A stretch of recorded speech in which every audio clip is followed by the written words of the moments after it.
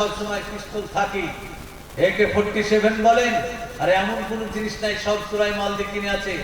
আর ছক্কা যেটা সেটা তো থাকবেই পিছনে। বাস নামাজ পড়ার কথা বললে মেজাজ খাটা, ওই নামাজ পড়বো না, কি হয় নামাজ পড়ে, এরকম করে। তাবলিগ জামাত আপনাদের এলাকায় হয় তো ভাই, গিয়েছিলেন আপনারা? তাবলিগের লোক যদি যায়, ভাই নামাজ পড়তে হবে, দিনের কাজ, তাবলিগের লোক কি গরম করে বলে? নরমাল ভাবে বলে। তো বলছে ভাই নামাজ পড়তে যেতে হবে, এটা করতে হবে, ওটা করতে হবে, আল্লাহর পথে, দিনের পথে। তো বলছে তোমরাই বেশি করে পড়ো না।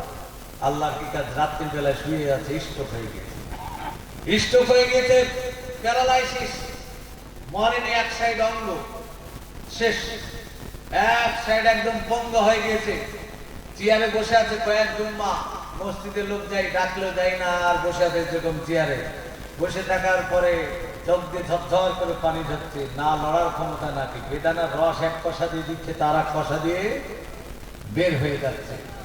তো বেচারি এত 56 ইঞ্চি বডি, কারাপশন পাওয়ার ক্ষমতা দেখাচ্ছে, আল্লাহ একটা সাইড নষ্ট করে দেওয়ার কারণে কি অবস্থা, চেয়ারে বসে আছে, বলছে